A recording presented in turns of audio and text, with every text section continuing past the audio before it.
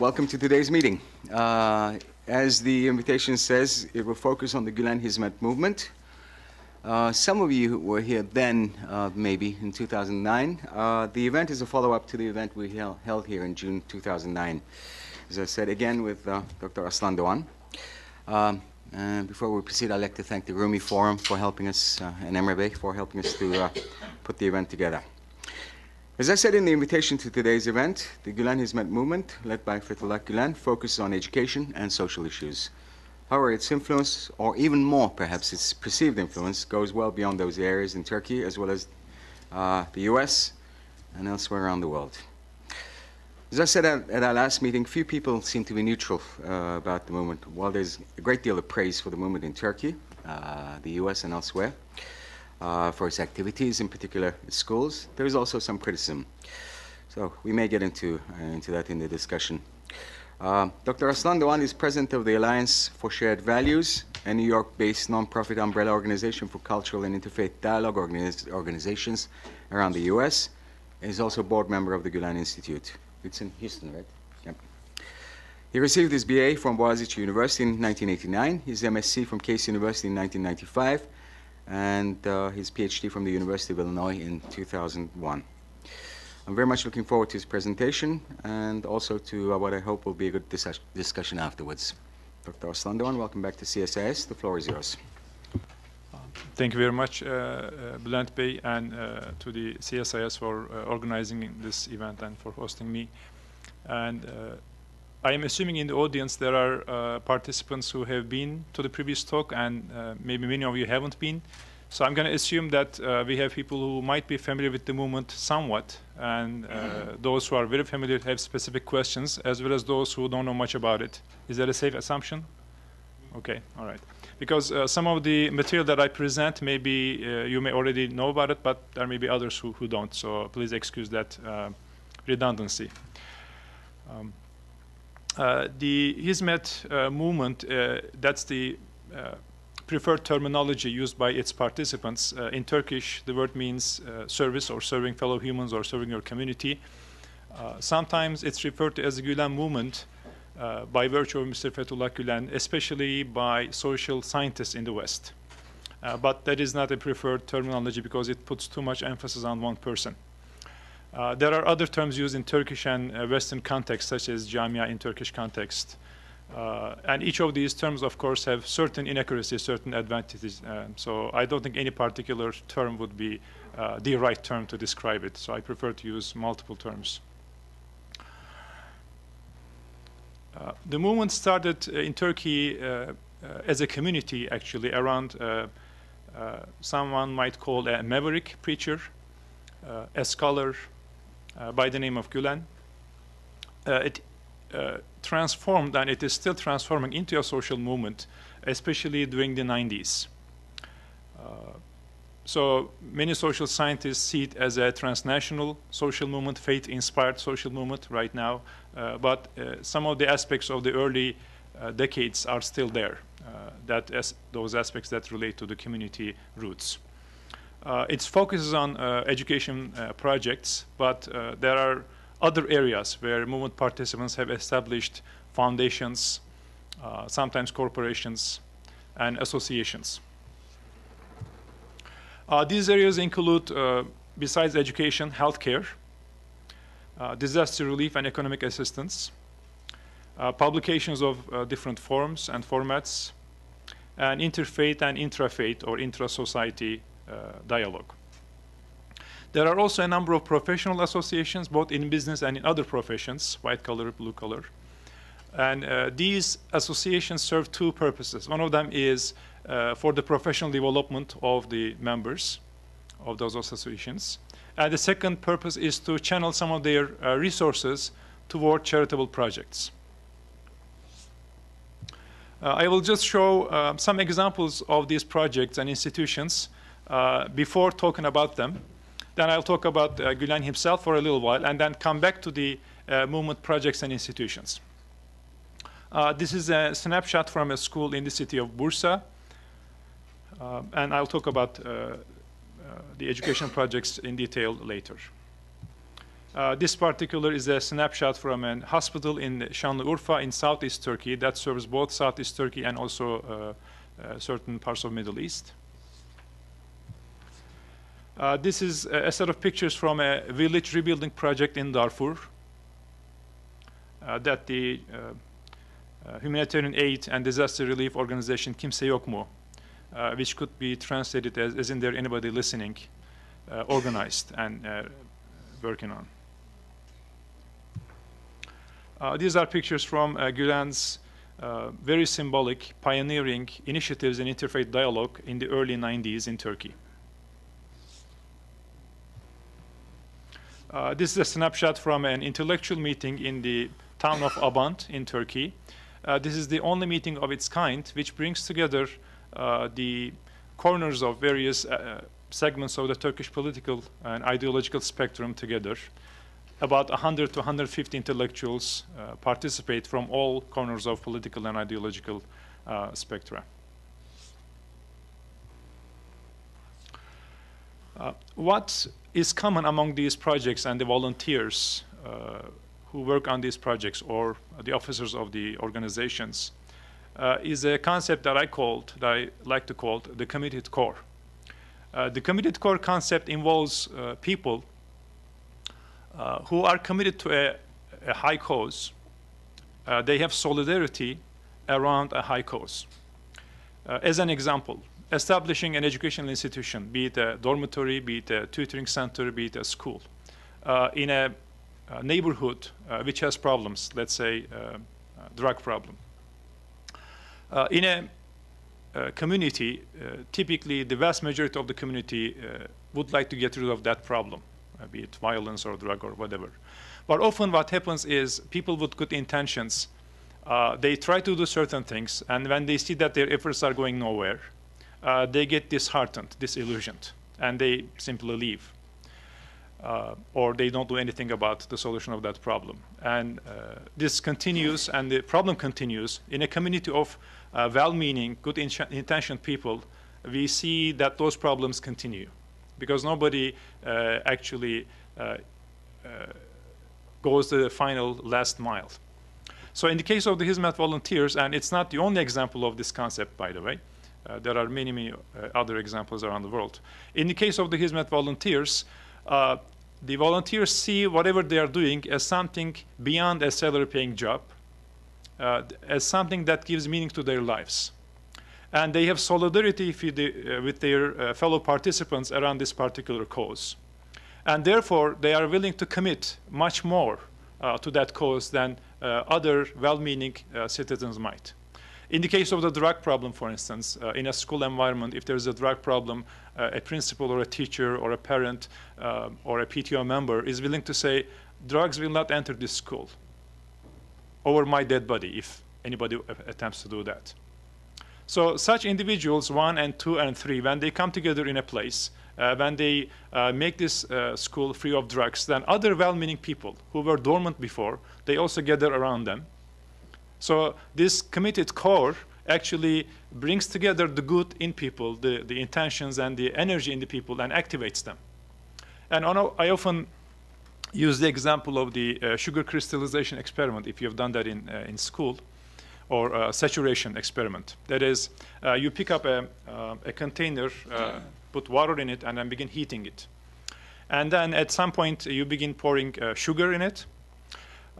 So as you heat the water, its capacity to absorb more sugar increases. So you put more sugar, and then it is saturated at some point. You can no longer put more sugar into it. And then you allow it to cool down. And then at a certain point, you drop a little crystal of sugar into that container. And then if you continue to cool down, you see that that little sugar crystal becomes larger and larger and larger. So that little sugar crystal actually serves to coalesce, to bring together the sugar that is already in there in the water. I think the impact or effect of the Hizmet movement in Turkish and other societies is that because of this committed core, because of these committed individuals, other well-meaning people who want to do good for their society, they coalesce, gather around them to build projects for their society. In this picture, we see examples, snapshots from different projects. For instance, the lady that you see on the upper left, She is actually a medical doctor, and together with three, I believe, or two or three colleagues, ladies, one psychologist, and one that I don't remember right now, they are running a television show in Turkey that deals with family problems. Three women professionals, they are observant Muslims, and they are dealing with the problems of women and men in families. And they are doing a television show on that.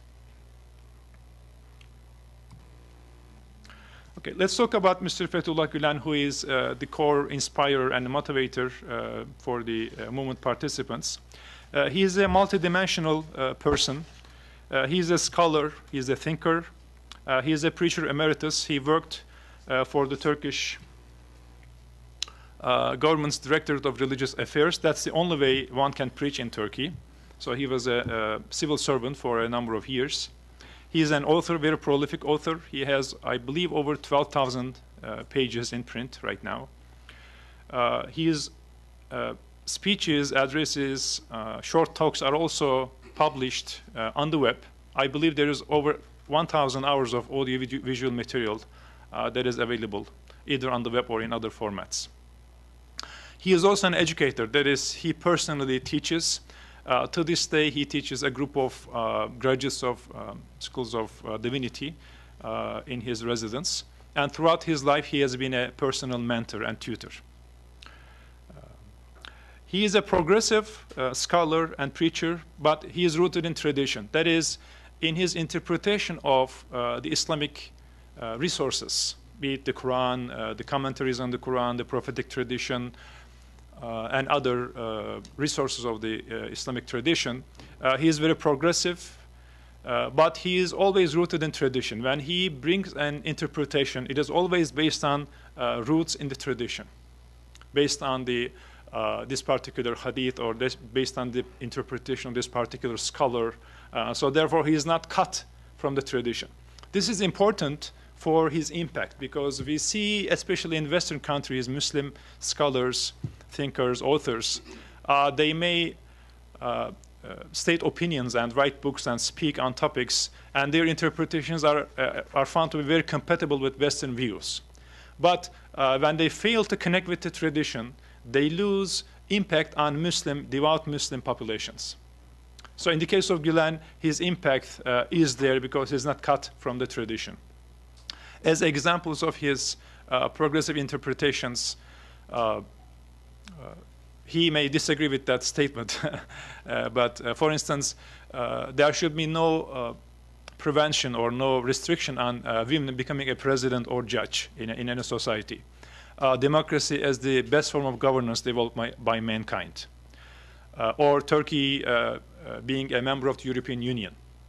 On issues such as freedom of expression or other basic human rights. On Muslims' approach to arts. He has many progressive interpretations.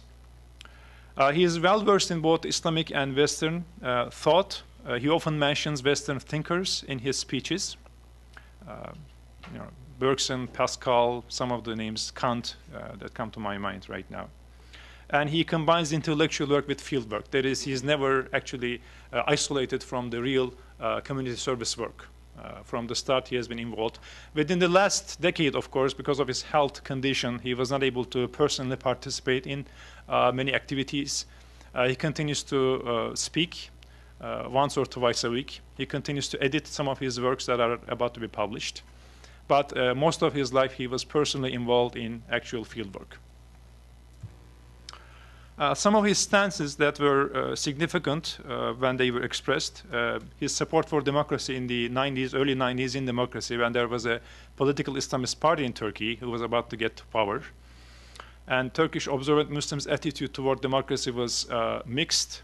There were arguments that there were some essential incompatibilities there, and Gulen argued that there are no essential incompatibilities, and it is in fact the best, the most compatible form of governance with the Islamic principles that pertain to governance.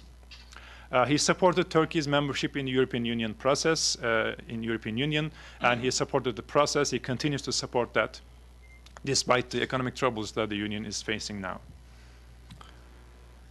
Maybe his most prominent and important stance is against violence. And he has been consistent in his stance against violence of all forms, terror of all forms. In his sermons, in his short talks and books, he speaks very clearly, categorically against violence.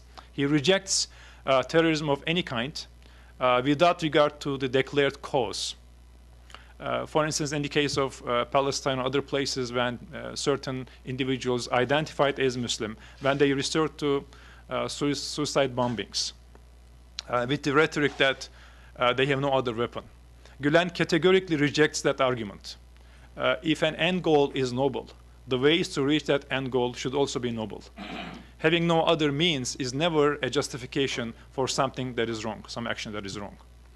In the case of the 9/11 attacks, he came forward and actually condemned the attackers and the attack with an ad in the Washington Post. And his view on terror was published in a book he helped edit with the views of other Muslim scholars. So there's a book that is published on condemning terror based on Islamic Muslim resource arguments. And recently, he condemned the attacks on the American ambassador in Libya, and this approach, this view that such actions can be legitimate. He categorically rejected that approach in an op-ed piece in Financial Times. This is dated September 27. Overall, he promotes democracy, science and arts, spirituality, individual spirituality, and also group spirituality, dialogue, intrafaith, interfaith, intercultural, inter-ideological, inter-political view. Developing a culture of peaceful coexistence is an important item in his discourse. And he stands against politicization of faith. During the 90s, this issue was very prominent. He declared his view that religion should never be politicized. If that happens, then both politics and religion suffers, and religion suffers more. He is also against shallow and literalist interpretations of tradition that prevent Muslims from becoming active participants in pluralist democracies. He promotes deeper, more comprehensive look at the tradition, and also considering the factors that influenced the interpretations of the early ages.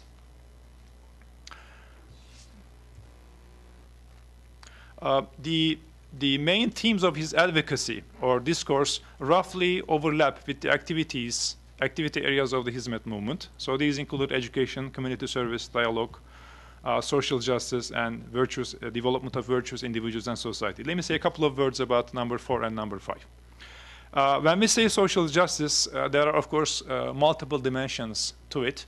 In the Turkish context, one dimension of social justice was to help prevent or eliminate the disenfranchisement of certain segments of Turkish society. In particular, the observant Muslims and also the Kurdish citizens.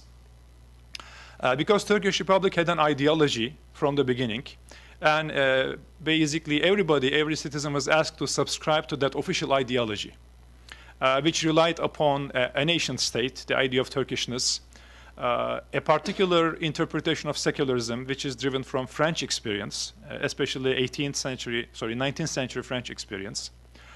An emphasis on elitism and the elites leading the country, seeing religion as essentially negative, preventing people from thinking rationally. So this was the essence of the official ideology.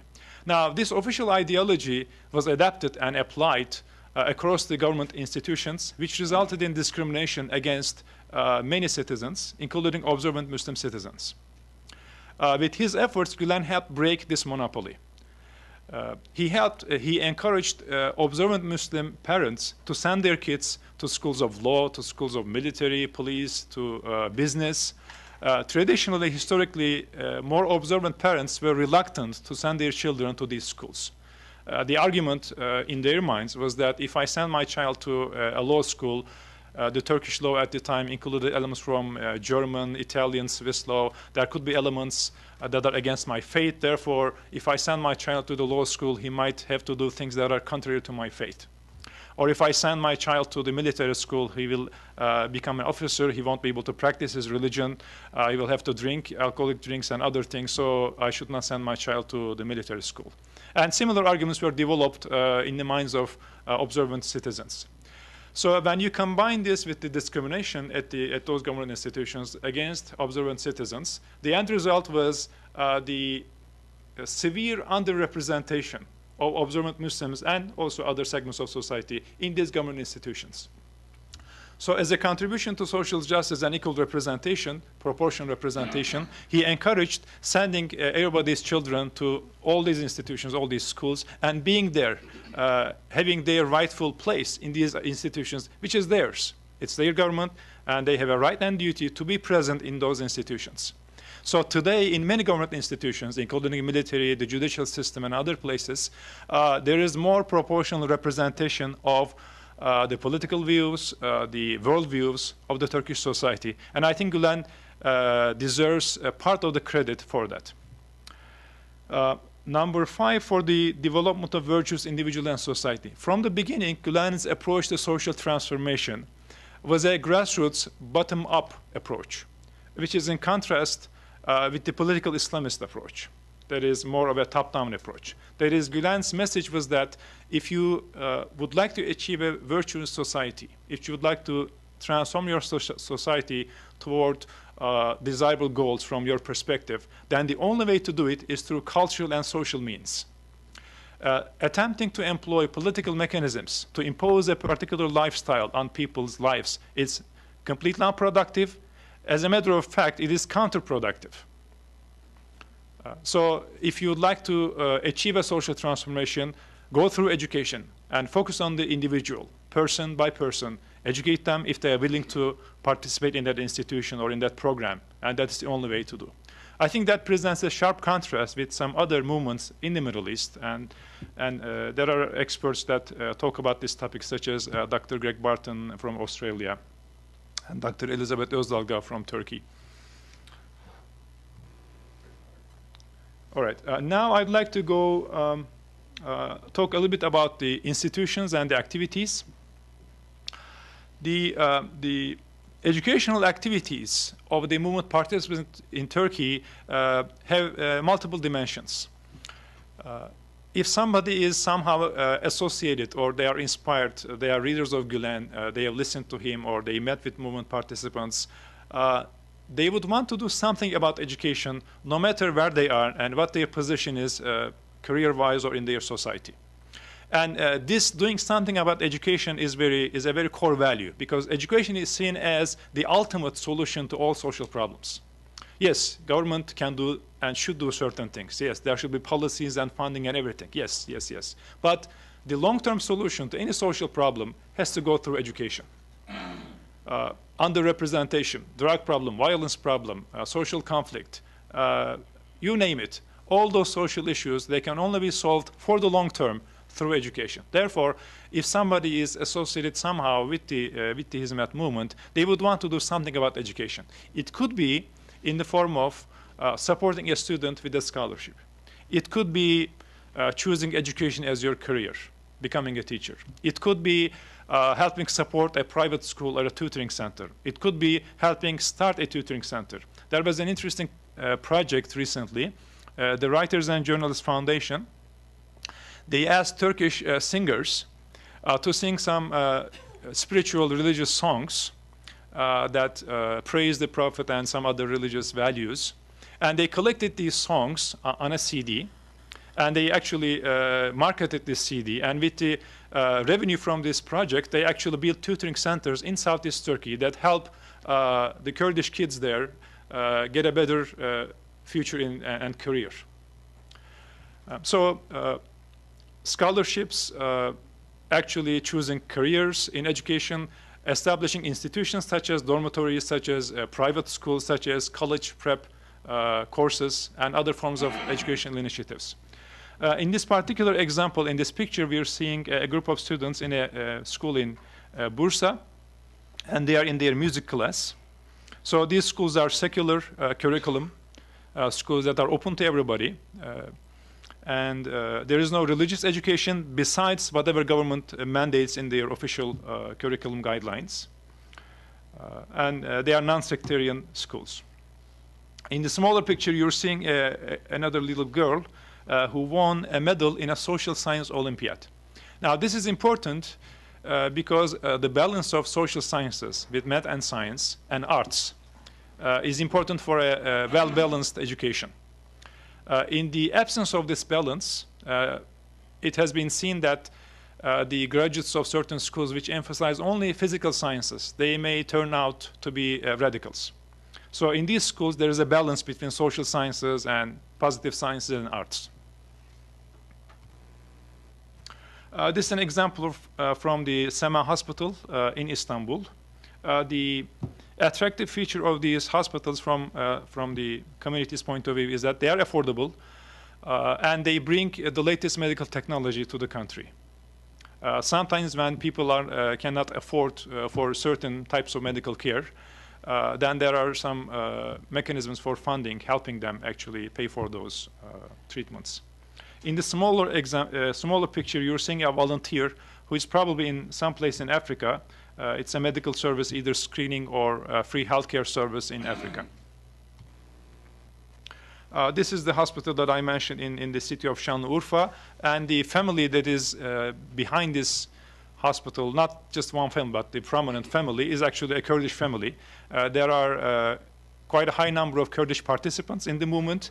I think, I don't have any statistics, but I think the proportion of Kurdish participants in the movement roughly equal the proportion in the Turkish society, which is about 15% or so, 10 to 20%. This is a snapshot from the efforts of Kimse Yok Mu organization. It is a disaster relief organization which helps the victims of all the major disasters that you can remember from the recent past. And in the smaller picture, you're seeing a volunteer doctor who has done a cataract surgery probably in Kenya or someplace near Kenya. In the health field, in addition to the hospitals, there are thousands of doctors who are Hizmet movement participants, or they are sympathetic. So they participate in these free healthcare service projects. Often the organizer for these projects is the Kimse Yok Mu organization. But there is also a healthcare professionals association that help organize these pro bono volunteer services by doctors and nurses and other healthcare professionals. This is the picture that I mentioned before about rebuilding a village in Darfur. And I have an interesting anecdote with this. I was accompanying a social scientist in interviews in Turkey, and we visited a women's association in Istanbul.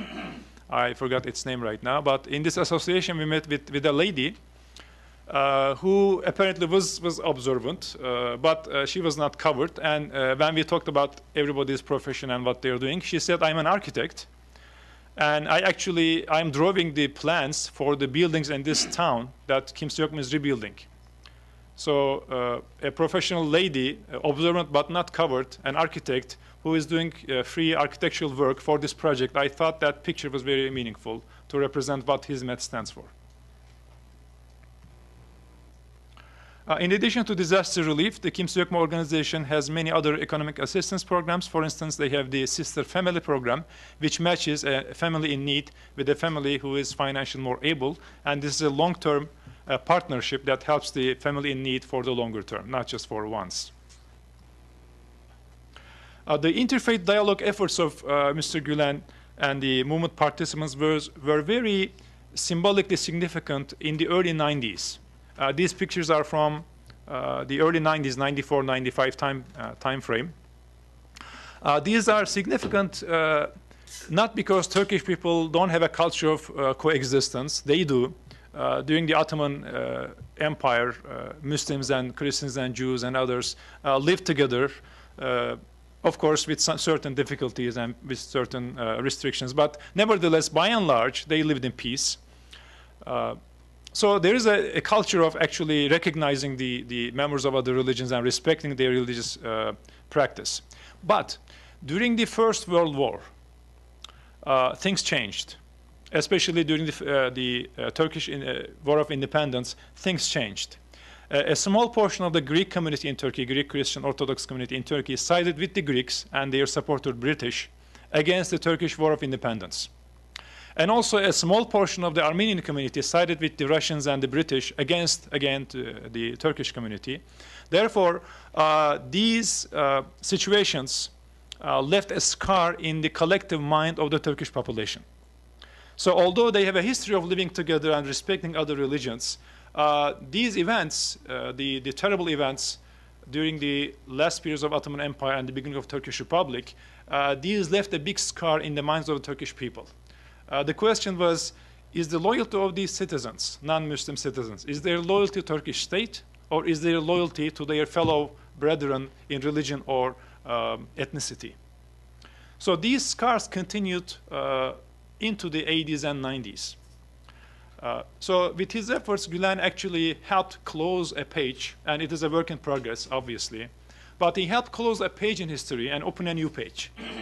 Okay, in the beginning of our country, maybe certain members of religious minorities did certain things that we don't approve and that were against their country. But that's history. And you cannot blame the members of all that community for the actions of a few. Therefore, let's close that page and open a new page. We are in a new world. We are in a globalizing world. We have to learn to treat each other in ways that we have not done before. The environments that we are living in, that the countries that we are living in, this is a total new situation. In history, we did not have liberal democratic countries. We did not have governments who did not subscribe to a particular religion. They did not require their citizens to subscribe to a religion. They did not restrict, not restricting the religious practice. This situation did not happen in history. So we are facing a new situation. We should position ourselves and our treatment of others according to this new situation. So this was the main message. And he also promoted the bringing out the best in religion. When some people use religion to divide, let's use religion, the elements of the religious discourse and practice to unite. That was the main message of these meetings. Now, because of the scars that I mentioned, when Gulen did these moves, it was controversial, especially among the more radical circles, be it religious or ultra-nationalist circles. There were CDs blaming Gulen that were distributed. Hundreds of thousands of CDs were distributed to homes, charging Gulen to be a secret Catholic, a secret Jew, or secret something that is working for foreign governments or for CIA. To this day, you can go to the web and pick up pictures that shows the Gulen movement underneath the super NATO or CIA or Mossad or something. To this day, you can find those claims. So when Gulen did these moves, it was courageous. And it was deeply appreciated by the religious minority leaders. You might have heard recently the Turkish government decided to return some of the real estate that was confiscated from religious minorities earlier, after the military coup of 1971. So the Turkish government decided to return those properties to religious minorities, which, of course, they were very happy with this decision. But the Greek Orthodox leader, Mr. Bartholomeos, said that these actions of the government, the environment, the atmosphere for these actions to take place were prepared by Gulen's efforts. He is on the record for saying this. As a consequence of his contribution to interfaith dialogue in Turkey and elsewhere, Mr. Gulen received a personal audience with the late Pope John Paul II. The Abant meeting in Turkey brings together intellectuals from all corners of the political and ideological spectrum. It's the only meeting of its kind with over 100 participants. It takes place in different places every year, sometimes multiple times every year. So this is a contribution to intra-faith or societal dialogue, if you will. And all these efforts, especially dialogue and tolerance-related efforts, have been recognized at the highest level of Turkish government and also by world leaders. And you see the pictures of some of the former Turkish ministers, prime ministers, presidents, and also some notable world leaders who congratulated and praised the efforts of Mr. Gulen and the Hizmet movement in these fields. Can you go back to the last picture? Was that Mr. Erdogan at the bottom, in the middle picture? Yes. Was he prime minister then? I believe he was the mayor at that time. This picture is from a group of students, and again in Southeast Turkey. This is the school building. This is an example from a college prep course, again in Southeast Turkey, and they are very proud with the students that they placed in schools of medicine, especially, which is the #1 thing among the families in Turkey. As a matter of fact, I'm seeing now all of those pictures are from schools of medicine. But on the right-hand side, you can also see that they placed students in schools of law, schools of pharmacy, schools of education, in engineering, in veterinarian, and sciences. So these schools and the tutoring centers do a great service to the citizens, to the children in that region, historically underserved. A group of students with Dr. Martha Ann Kirk from a university in Texas. She did a couple of studies in Southeast Turkey and northern Iraq, studying the Hizmet-related institutions and their services there. This picture is also very important. Again, in Southeast Turkey, some observant parents are reluctant to send their daughters besides whatever is required by the government to the schools. They are worried about moral issues, social issues that pertain to their daughters. So in the case of the Hizmet movement-related institutions, be it a school or tutoring center, the movement's values give them confidence that when they send their children and their daughters to these institutions, then certain social values are preserved and observed and represented, so they can comfortably. So actually the movement helps educate the girls in Southeast Turkey and other places where there are observant parents. For those who are interested in more detailed studies of the movement, there is a work by Dr. Helen Rosiba, who is a sociologist. There is a more intellectual kind of publication by Dr. Jill Carroll on comparing Gulen's views with the prominent Western thinkers. There are 9 pages in the book of Mr. Graham Fuller, named the New Turkish Republic. He devoted 9 pages to the movement, which I find to be very objective. He discusses both the movement values, projects, and also critics. I think it's very objective, balanced treatment of the movement. If you just have a little time to devote to this topic, then those 9 pages, I think, your first point of start. Dr. Muhammed Çetin has a book based on his dissertation. There are multiple books, edited books based on conferences that involve many Western social scientists. One of them is edited by Dr. Hakan Yavuz and Dr. Esposito, another one by Dr. İhsan Yılmaz and Dr. Esposito, one by myself and Dr. Robert Hunt. So you can find those on Amazon.com. So that's the end of my presentation, and I would be happy if I could help respond to some of your questions. Thank you very much. Very interesting and a very full presentation, just like the last time. You didn't say it explicitly. I want to set up the discussion by focusing on one part of your presentation, which relates to the politicization of faith. You said that Fethullah Gülen was against that. Now, just to set up the discussion here, we have a situation in Turkey in which as you said, the exclusion of the observant, I'm quoting from you, of the observant Muslims from Turkish politics is no longer the case. With Fethullah Gülen's encouragement, they've been brought into the equation. We have a party that is rooted in the political Islamist movement, stretching all the way back to the early 70s through a number of parties, which has the support of almost 50% of the Turkish electorate, as we know from the last election. Now, the Gulen Movement, you didn't say it explicitly this time, but you confirmed it implicitly, is not involved in politics. But everything somehow becomes political in every society, including in Turkey. What is the position of the Gulen Hizmet movement on the growing religiosity of politics? Or, if I can put it in another way, there's a healthy discussion of this in Turkey. How much more religious will Turkey get under a party that may be blurring the line between religious devotion and politics? Would you like to address that? Let me first begin by saying, putting my disclaimer that the views that I express are my personal views. They are not the views of my organization or the movement in general, which I think is impossible to express the views by one person. So these are my personal views. Now, the relationship of the movement with the political parties. The movement has always been based on values.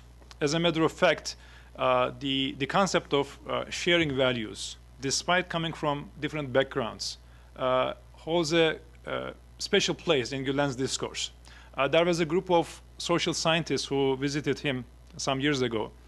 I think one of them was Dr. Louis Canturi from University of Maryland, if I remember correctly. But I heard this incidents from two persons who were present there in this meeting. So Dr. Canturi and others who are present kept referring to the movement as Gulen Movement. And at some point, Mr. Gulen stopped them. He said that I don't like this term to be used to refer to the movement. It puts too much emphasis on one person who is just one participant. If you like to refer to the movement, I would encourage you to use the movement of humans who are gathered around high human values. Of course, that's too long. Nobody actually used that. But I think it's interesting to observe that when he began talking about referring to the movement, this is the first thing that he says, that this is a movement about values. And the basic assumption or premise is that these values are values that we can agree to some degree so that we can work together. We don't have to agree 100% on how we define these values. Even members of the same faith or same culture don't agree 100%. But we can reach an agreement that is good enough that allows us to work together. Okay? The example of, for instance, a school that completely keeps out the drugs and violence and bullying, be it in Turkey, be it in Romania, be it in the Philippines. This is a value, protecting our children, our youth, from self-destructing habits, is a value that we can work around. I am an observant Turkish Muslim, and my partner could be a Buddhist. The other partner could be an agnostic. Another partner could be a Christian or Jew or Hindu. Doesn't matter. And we come from the same value from different backgrounds. The Buddhist has a certain concept of karma or whatever that brings him to this value. And I come from the Muslim perspective. It doesn't matter. We want to protect our youth from self-destructing habits. We want those destructive things to reach our youth. We agree on this. We can work together around this. So the movement from the start has been a values-based movement. Now, sociologically, of course, the vast majority of the participants come from Turkish Muslim or Anatolian Muslim, including Kurdish and other ethnicity Muslims. But it has always been an open movement.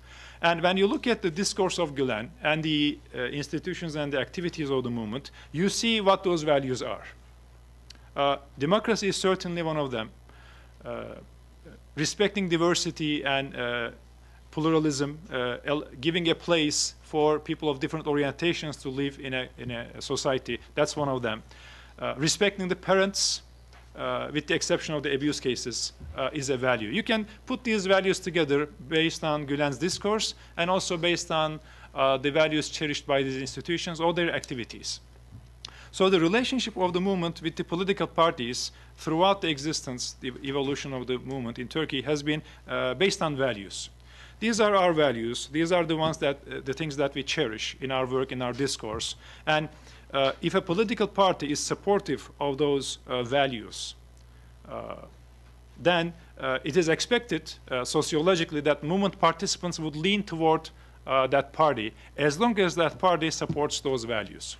So in the Turkish experience, when Özal was alive, it would be safe to say that a good majority of the participants might have voted for his party as long as he supported Turkey's moving toward European Union, Turkey's moving toward democratization, empowering civil society, empowering market economy. And then Özal died and other parties came to the fore. And we know that during Ecevit's time, who is actually leader of a left party, Ecevit was also pro-European Union, pro-democratization. He was also against the militarization of Turkish politics. So it's safe to say during Ecevit's time, many movement participants actually favored his party. So the movement's relationship with the parties is based on the values. Just as people from different backgrounds coalesce around different values, the support for a political party or the lack of the support is based on what that party cherishes in their practice, in their rhetoric, and whether their values, their practice intersects with the values of the movement. Just to follow up, and then I'll open the floor up to questions. Now, given that you're against the politicization of faith and taking your disclaimer that you don't speak for the movement per se, understandably, are you concerned about what may be the politicization of faith in Turkey?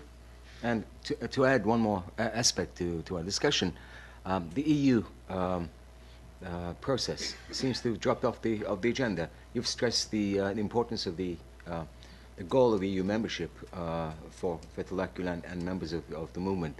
Does that concern you as an individual or as a member of the movement? Yeah. Let me start with the second one because that's a shorter answer.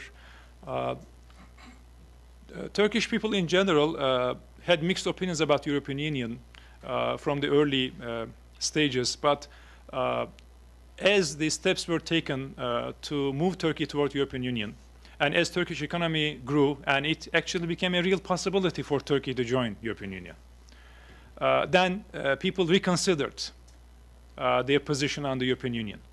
It became obvious, especially during the 80s and the 90s, it became obvious that European Union process could be a major motivator and driving force for democracy in Turkey. Many of the taboos that could not be broken before were broken thanks to the European Union accession process. For instance, giving the Kurdish citizens the right to broadcast in their language. There were times in Turkey, if you proposed this, you could be jailed, beaten, tortured, and you could be executed even. But it became a reality thanks to the European Union accession process. So during the 90s, I think especially, it became very obvious that the European Union process plays a big role in moving Turkey toward democratization. Mr. Gulen has always approached this matter from a point of confidence that when people were worried about if we join the union, are we going to lose our Islamic values or practice? Are we going to become more like Europeans in their culture and so on and so forth? He was always confident that if you believe in your tradition, in the strength of your tradition, you have nothing to fear. From these interactions, good will come, not bad. So this position, the support for democratization, the support for Turkey's becoming eventual a member, this position did not change.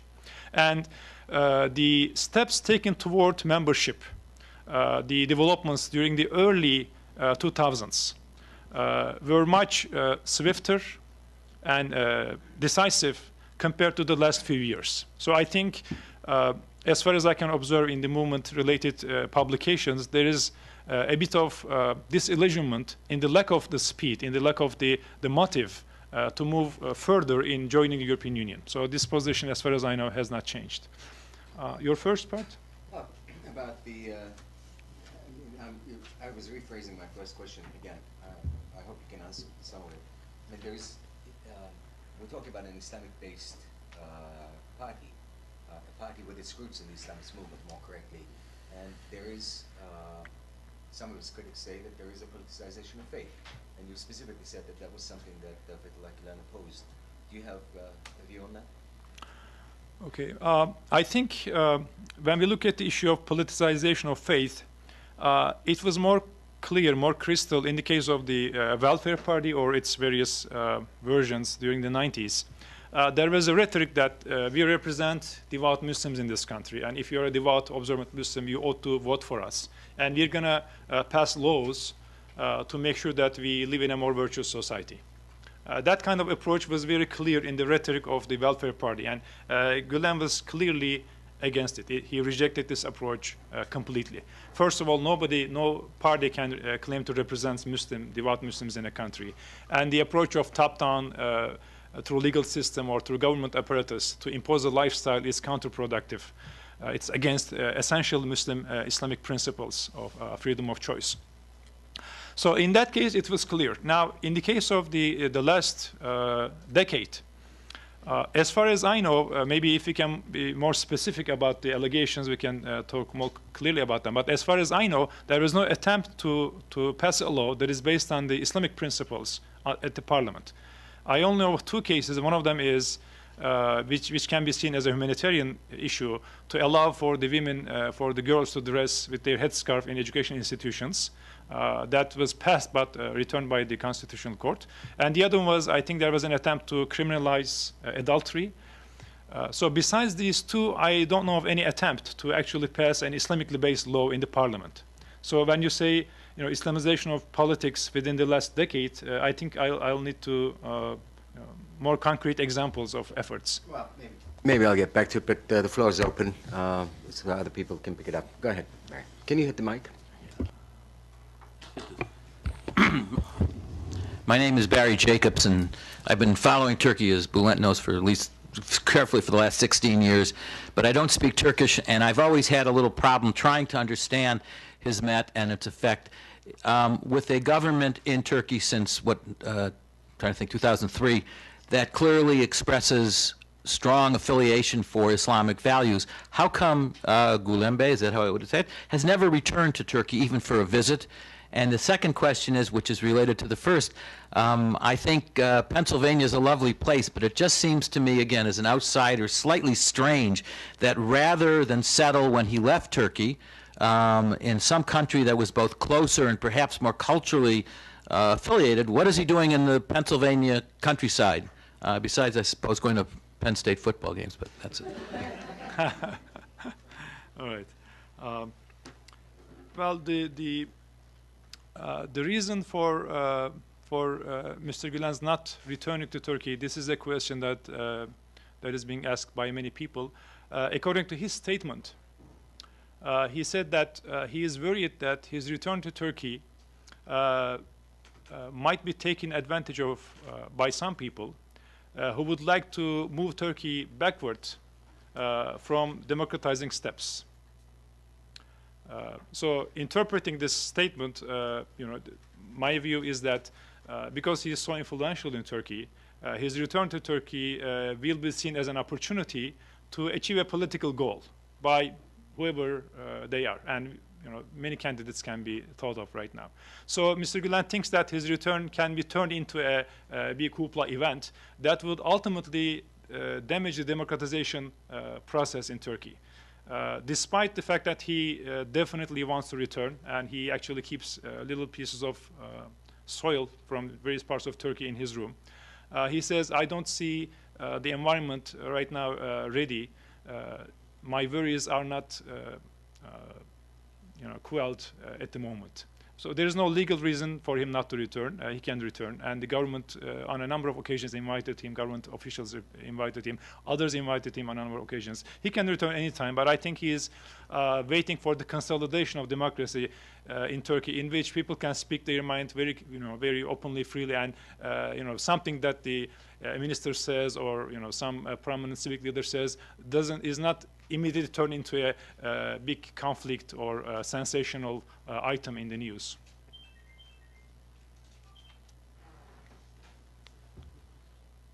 Go ahead. Oh, you had one more? Well, the other part was it just, again, Oh, sorry, the second part, I'm sorry. I can understand him, I actually don't, but I can understand him why he doesn't want to, hasn't, especially under the former governments before Erdogan came to power, but it just seems to me a very kind of a bizarre place. There are plenty of places in Europe that also practice democracy, that have larger Muslim populations percentage-wise than the United States.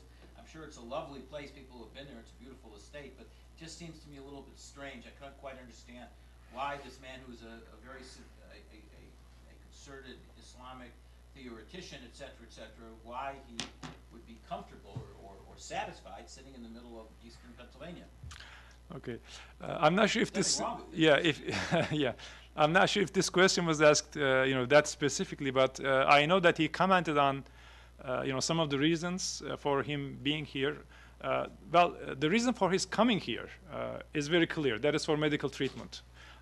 In both Cleveland Clinic and also Mayo Clinic, and I believe in a hospital nearby his residence, he went through multiple treatments, operations. He has a couple of stents, I think, in his heart vessels.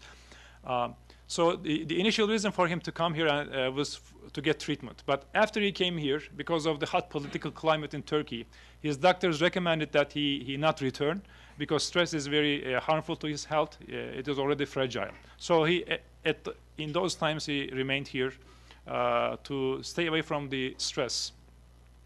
But if you want to ask more generally for preferring to stay here, he mentioned that he appreciates the tradition of democracy in America a lot.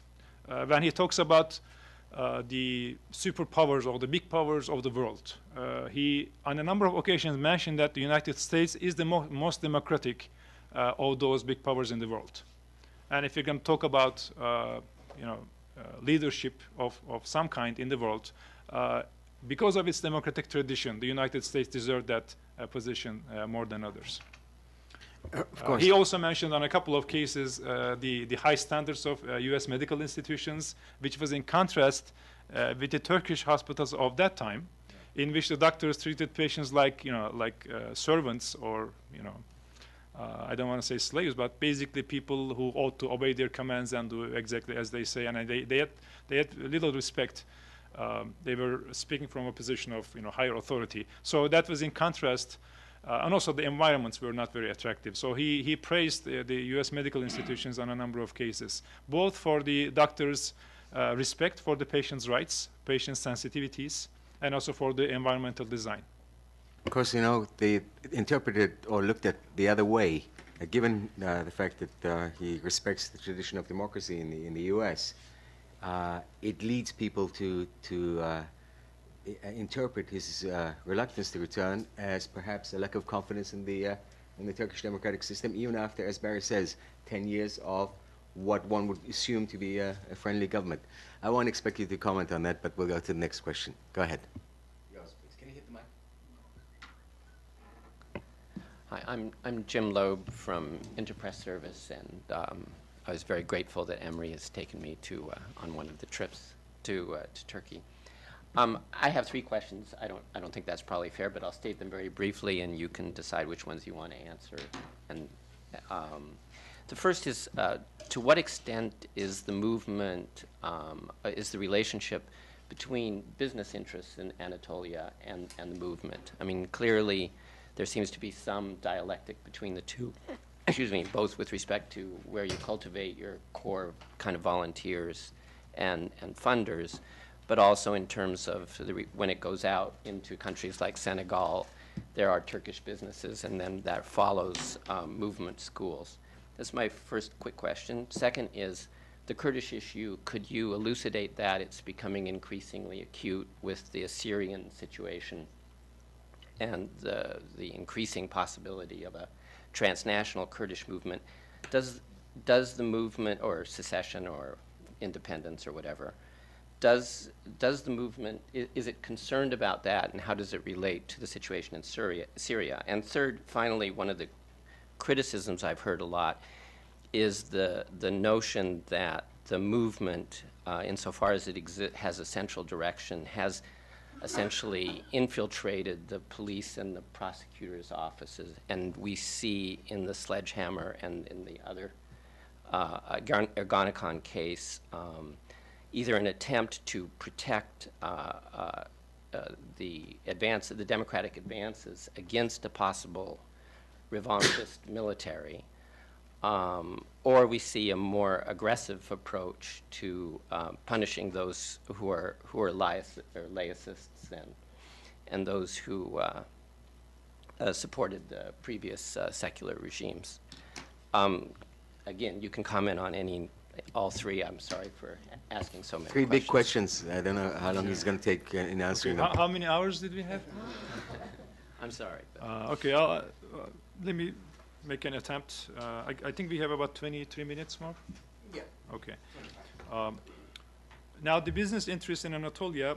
In Turkey, we often talk about different generations of businesses. The first generation of very big businesses in Turkey, they were nurtured by the early governments, and they tended to be more politically, ideologically aligned with the official ideology, especially with Menderes and then Özal. came a second generation of businesses hailing more from Anatolia, that is the Asian part of Turkey, the bigger part of Turkey. And these tend to be more personally observant Muslim, but also at home and comfortable in free market economies, in democracies, in global trade. They are more competitive. They have been more competitive. The first generation of businesses, after dragging their feet for a long time, they also became very competitive. They also deserve praise for that. But the second generation business from Anatolia, they have always been in a competitive environment. They never benefited from the government largesse. And among this second-class generation of businesses, does the movement find greater support? As you know, Özal's policies and some of the other governments empowered these businesses. You know, they got bigger, and as they got bigger, their contribution to the movement projects got bigger. When the movement began to become transnational in the 90s, some of these businessmen actually went to those other countries, Central Asia or other countries, and they set up businesses there. And this was working to support those educational institutions, our charitable works in those countries, and also for these businesses themselves, it turned out to be very beneficial. They were shielded from some of the fluctuations in Turkish economy better. So it was an unintended consequence which actually helped them.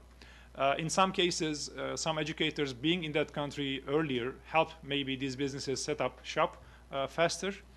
That was also an unintended consequence of the movement's involvement there. I'm not sure if that answers your question to some degree. Or Yeah, no, to some okay. For the Kurdish issue, now, on the Kurdish issue, actually, Mr. Gulen has stated his view on a number of occasions. And he proposed a multifaceted, multidimensional approach. Because the problem itself is multidimensional, the approach should be multidimensional. The problem obviously has a national security dimension. There is a terror dimension. But at the root of the terror issue lies social issues, particularly the imposition of a official state ideology on the Kurdish population, that is denying their Kurdish identity, denying their rights to speak their language or teach in that language. This was at the root of the Kurdish problem. Now, we know that the vast majority of the Kurdish citizens did not choose to react to this policy violently, but there were these organizations such as PKK established, and they recruited from among Kurdish population. And the reason they could recruit, in part, was of the social root of the problem. So unless the social root of the problem is taken care of, there is no way the terror aspect is taken care of. That doesn't mean the two problems are the same. They are different problems. They are related problems. So both aspects need to be addressed.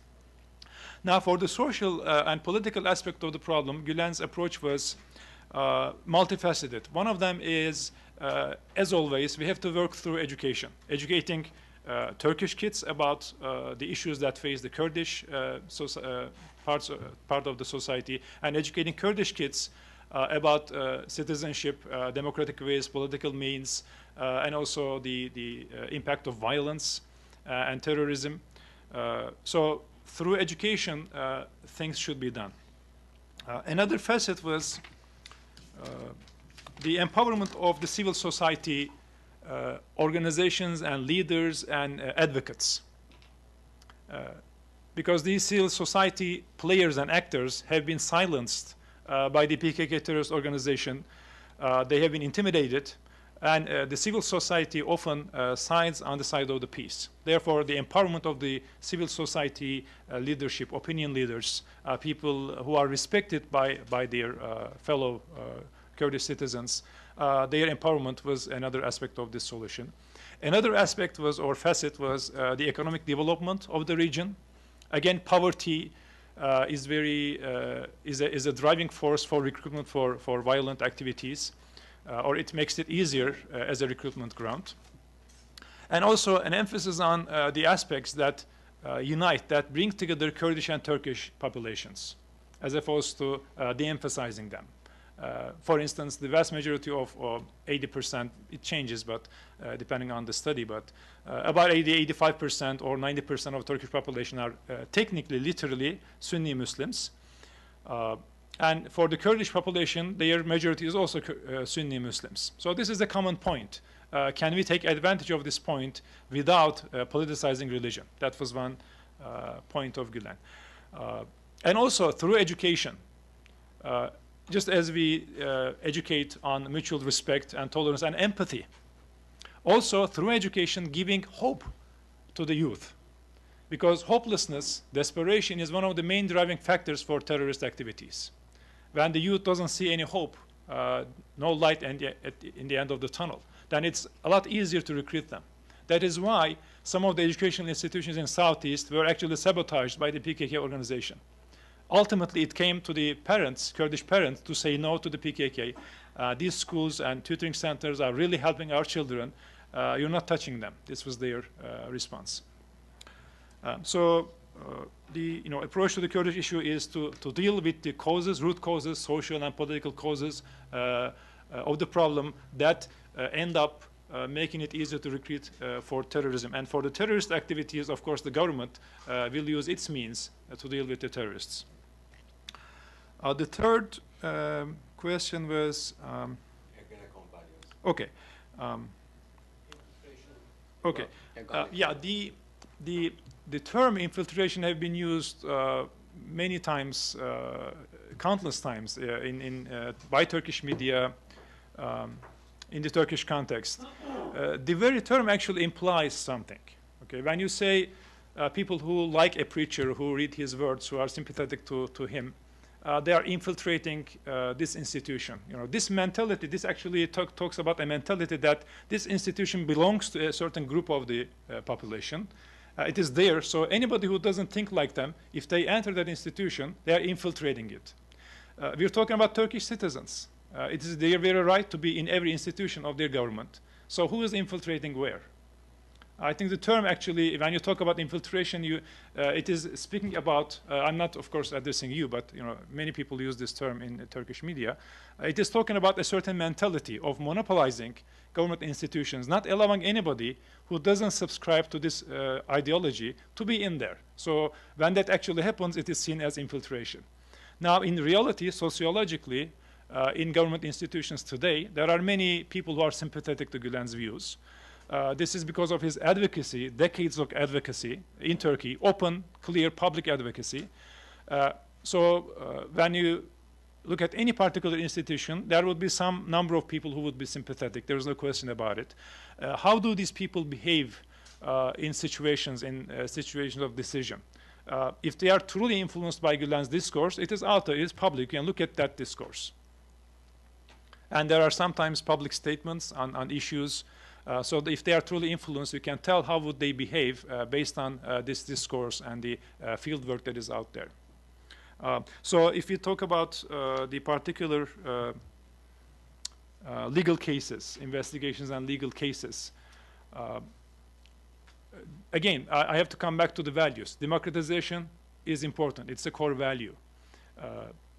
If people have committed crimes in the past, it is the duty of the judiciary to do something about it. As a citizen, every citizen can support a value and can support their government or judicial system to do whatever is necessary within the law without restricting human rights and freedoms to take the necessary steps to deal with those potential alleged crimes and also to prevent through other means, again, legal means, to prevent such atrocities from taking place again. I think to name this as a revenge, again, would reflect a particular mentality. It would not reflect the objective reality. It is basically talking about people's intentions. Okay, you're doing this because you want to take revenge. That is your opinion of my intention. The Congress is following up here because the Prime Minister himself went on TV, and after the attempt by prosecutors to question his chief of intelligence, specifically said that there could not be a state within a state. It was quite clear to everybody listening to him what he had in mind. Now, this is a common subject of discussion in Turkey. I mean, following up from his question, not just with respect to those who may have been involved in coup plots in 2003, but the way in which prosecutors, allegedly part of the movement, as you said, they may have certain views. You put it in a very articulate fashion, but that they don't necessarily have to be part of that movement. Even if they reject it subjectively, there is an objective accusation directed at the movement that, particularly through the special courts, including by the Prime Minister himself, in so many words, again, going back to the earlier point, you're not involved in politics, but inevitably, given the strength of the movement inside Turkey, that has brought you into the discussion. And that must make you uncomfortable with the accusations and the questions that have been addressed to you and to Fethullah Gülen himself by people who are not necessarily hostile to the movement. Yes. These accusations and allegations, again, come from usually attributing certain motives to people. If there are objective evidence, if there are investigations or court cases that actually demonstrate that people act in certain ways because of their influence or because of something that they hear or they are told, then I would be happy to talk about them. But the allegations don't go beyond the level of hearsay. And in the past, we have actually seen examples of hearsay that turned out to be completely opposite. I guess in the previous discussion here, there was a question about preferential hiring for movement participants by the governments at that time. So these are all based on hearsay, sometimes the reality completely contrary to the hearsay. Carol.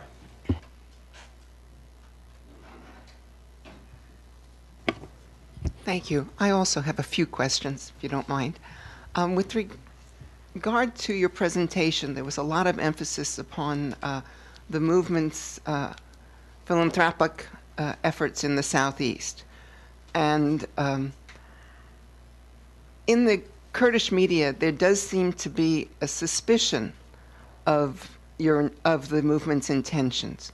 And I was wondering if you could tell me if and to what extent the movement people in the Southeast interact with the BDP or the KCK or any of the acknowledged representatives of the Kurdish community, and what you might do to assuage their concerns that the movement may have a Turkish nationalist intention with regard to the Kurdish area. The second question has to do with, I'm not quite sure if I would put it under the rubric of interfaith dialogue, but maybe why not? You show the various other religions in Turkey with which Mr. Gulen has had relations and the movement has relations. I was wondering if you could tell me if the movement has an opinion or an interrelationship with the Alevis, who are a large minority in Turkey. And finally, this question of suspicion, it doesn't seem to go away. And I thought there was a very interesting episode on the United States program 60 Minutes a while back. And there does seem to be a suspicion of some kind of ultimate goal of some kind, connection with the movement, the state within the state, or the takeover of the state, or something which is not necessarily benevolent, but maybe nefarious in some extent. I was wondering if you could address those suspicions in any way, or the way the 60 Minutes episode seems to end. Thank you. Sorry for the too many questions. I guess it's becoming a tradition to ask 3 questions. Okay. Important questions all. All right. Now, of course, these are complex questions and issues. So I will say a few things. They may not be very cohesive. So please excuse that. Now, I know that in certain elements of Kurdish media or media in Kurdish language, there are suspicions. To what degree that actually represents the Kurdish population is a question, I think. Can I interrupt you for 1 second? Yeah. Have there not been assassinations of members of the movement by the PKK in the Southeast? Yeah, I know one at least. There might be others. To what degree the media in Kurdish language actually represent the views of the Kurdish population is a question. When we actually look at the institutions and the activities in those heavily Kurdish areas in Southeast, we see that the Kurdish people embrace the movement because they see that the educational institutions bring hope. They help prevent recruitment by PKK. And people are sincere there. They sometimes actually put their lives to do that service there. Because PKK is serious. I mean, they bomb places, they shoot people. It is serious. So if you are, let's say, ethnically Turkish and you're serving in that region, it is sometimes at the cost of your life that you're accepting to serve in that region. So people, I think Kurdish people realize that these participants, they mean to really help our children. So they embrace it. I don't know of any public reaction to the activities in the region. Now, when it comes to the more political issues, yes, there are voices criticizing the movement for the alleged links with the judiciary and with the handling of the KCK case. Again, to what degree that represents the Kurdish opinion overall, I'm not sure about that, and I'm not the right person to actually talk about it. We have other experts here who know much more about it. We can give them some little bit of time to talk about it. Now, the Turkish nationalist allegation, it is true that Gülen on a number of occasions said that I love my national or heritage, meaning the Turkish heritage. I love my heritage. But on each of those occasions, he always said, this is not, I don't mean this in any discriminative way, in any exclusive way. And on a number of occasions, he also mentioned that when he talks about the Turkish heritage or history, what he means is the Anatolian cultures, Anatolian people that includes the Kurds and the Laz and the Bosniaks and the others. So it is a term that is used often to refer to these people that is found in the discourse sometimes. Now, when you actually look at the activities, the institutions, whether in their practice there is nationalistic tendency, I don't think there is any objective evidence for that. And you can, I think, maybe an indirect evidence for that is the fact that both nationalists and ultra-nationalists and neo-nationalists, they are not necessarily, by and large, sympathetic to the movement.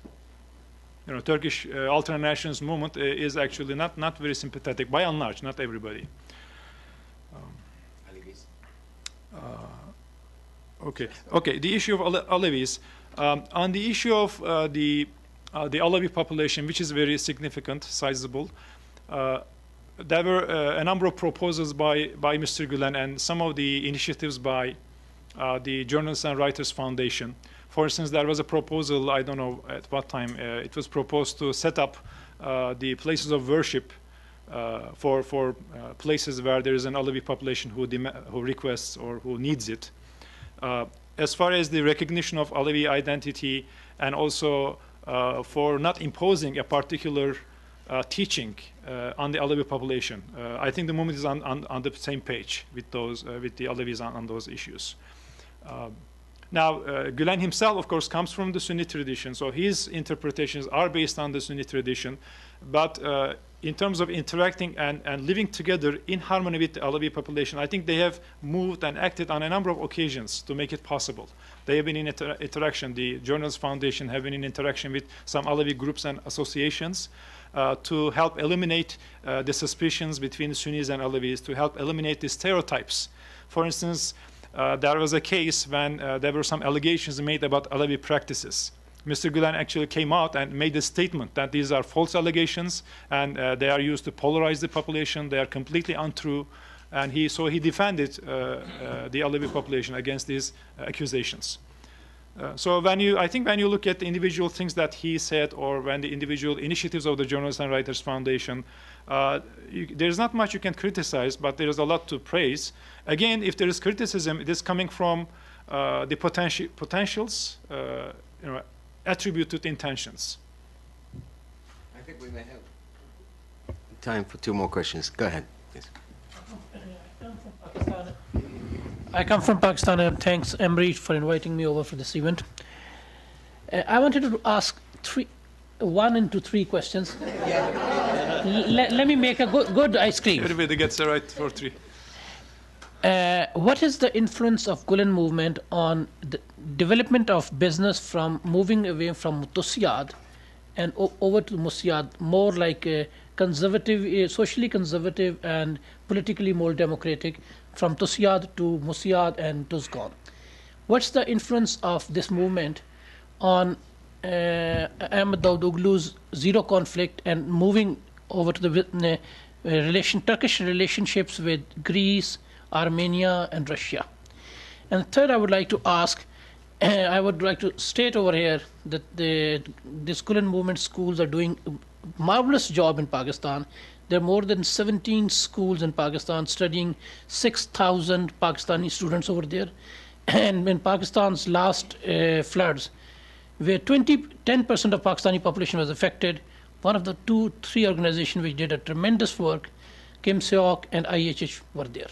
Thank you. That's not really a question, and I don't know if Dr. Aslandogan will want to touch on the foreign policy aspect of it, but maybe you want to touch either on the first one and perhaps the second one. Foreign policy is really not my area, so respectfully, I will not touch upon that. But in terms of the businesses, the associations in Turkey, TÜSİAD, MÜSİAD, and there's also TUSKON, the vast majority of the businesses that support the movement projects tend to be in TUSKON Confederation. There are others who are in the MÜSİAD Alliance, and there are some in the TÜSİAD Alliance. I am not aware of any encouragement to actually move from one association to the other. I think the businessmen actually make their choices of whatever association they find closer to themselves as far as their services, their, what does their fellowship mean. And also sometimes, there are implicit, non-explicit guidelines on who are, the nature of the association. For instance, TÜSİAD tends to be more bigger businesses.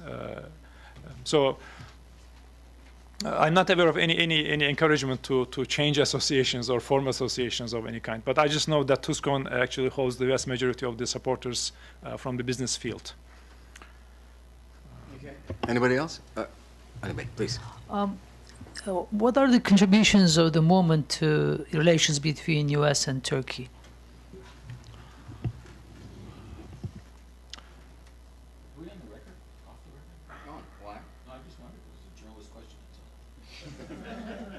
Actually, before you answer the question, in 30 seconds, at some stage, the movement decided to expand beyond Turkey into the outside world, and you're very much part of the movement in the U.S. And the U.S. is perhaps as important what you're doing here as Turkey. So to underline the point that Al Aslan made, it is something that I wondered about. How are you contributing to this relationship simply by the virtue of the fact that you are so engaged in such significant activities on both sides? Okay, let me begin with the activities in America that I believe are contributing to U.S.-Turkish relationships. In the United States, there are a number of cultural organizations and business organizations that attract the movement participants. One type of organization is about interfaith and intercultural dialogue. Another type of organization, sometimes these two might be united, is about promoting Turkish-American relationships, Turkish-American culture, helping with the integration of Turkish immigrants to America. Another type of organization is business associations, Turkish-American businesses. All of these organizations do activities that in one way or another help improve the Turkish-American friendship. For instance, through the trips that many of these organizations organize, American participants actually get to see the Turkish environment and learn more about Turkish culture. And then in exchange, many Turkish businessmen and also the official state officials and civic leaders they come visit America. They participate in the festivals and other events that are taking place here, conventions that are taking place. So they get a chance to actually come and meet with American officials or state representatives. So there is a high level of interaction going on through these trips. And I find them very significant because many of these people, they are very busy. It's very hard to find a couple of hours in their schedules. But on a trip, they get a chance to actually experience the culture firsthand in its original place. And then they come back with a great impact. I have personally heard a number of them say that it was a life-changing trip for them. And the same thing happens for Turkish visitors to America. When they come here and visit with be it religious or civic leaders or government leaders, they say it changed their opinion of America greatly. So at the personal, individual level, there is this activity, and also just for the, for the fact that the movement is so active here, and it is encouraging, helping Turkish immigrants or second-generation immigrants to become contributing active citizens. That by itself, on the overall, as a general picture, is helping develop this friendship. When you look at the discourse, in Gulen's discourse, for instance, some of the points always come to the fore. America's democratic tradition, America's setting an example with its democracy, despite its flaws, still far ahead of many other democracies in the world. So this praise for American democratic tradition, I think, is helping improve the perception and therefore the friendship between the two countries. And there are probably other activities that I'm forgetting right now. In Turkey, I am also aware of certain activities of Journalist Foundation that cater to either diplomats or journalists, and also involve Turkish intellectuals and Turkish journalists and Turkish civic leaders that help improve the friendship and advance the friendship. So if I'm forgetting something, feel free to remind me. Okay, final question. I promise just one question. Okay. If I may, so one thing I forgot is that the business associations are actually working on improving business ties. So by arranging visits for American businesses to Turkey and vice versa, they are helping find common points of interest and potentials for trade. And as political scientists say, trade on equal terms, when the two parties are participating without any domination, trade is the best means of developing friendship. So I think that's very significant. Does Gulen have any position on the nature of social interaction between men and women? Simple things like shaking hands.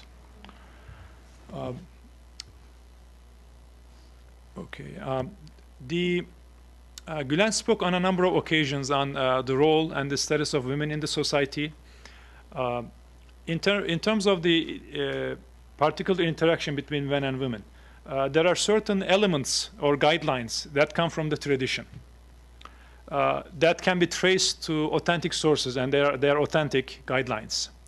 But there are also certain practices that people perceive as coming from the tradition, but which are not really based on the tradition, in the sense that, yes, they occurred in the past in history, but they don't necessarily come from the spirit or the core of the tradition. Okay. For instance, I remember Gulen giving the example of the ladies in certain homes serving as if they are the servants of the elder of the house, like their parents-in-law. And Gulen said clearly that this is something from cultural tradition. It has nothing to do with religion. Women are not supposed to be in that position. So this should be clarified. He gave another example of the relationship between his mother and father, when his father in one case attempted to say something bad toward his mother. His grandmother intervened and said something very harsh to his father, stopping him from saying something negative to his mother. And he gives many other examples like that to distinguish what is truly in the tradition, and it is in the spirit of the tradition, versus what is in history. It is in the tradition technically, but it is not in the spirit of the tradition. Some of the practices that today we associate with observant Islam, when you look at Gulen's discourse and his recommendations, he traces some of these to actually cultural traditions and not necessarily in the spirit of the tradition. Now, in the particular case of can men and women do this and that, I'm not sure if I can speak to that particular incident. But the example that I gave as a woman being able to be a president or judge, I think it's a better, more important example. Some people may think that a woman cannot be a judge because, and in their mind, they might find a religious reason for that. So Gulen's point is that it may be historic, it may be in the tradition historically speaking, but it is not in the spirit of the tradition. There is nothing preventing a woman from becoming a president or judge. I think that's more important than just handshaking or things like that. Okay, with that, I bring the formal part of the meeting to an end.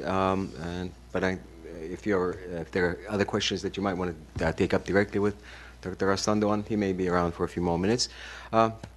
Just to underline a point that I made to you on when you came last time, I really believe in an open discussion of issues, and this movement, perhaps more than any other of the overall Turkish picture, has been the subject of a great deal of discussion, criticism, suspicion, in spite of all the good work that is being done, that you underline. So the more there are events like this in which you and other members of the movement can explain the evolution, the better I think it will be understood. With that, thank you all for coming, and thank you, Dr. Aslandogan, for coming as well.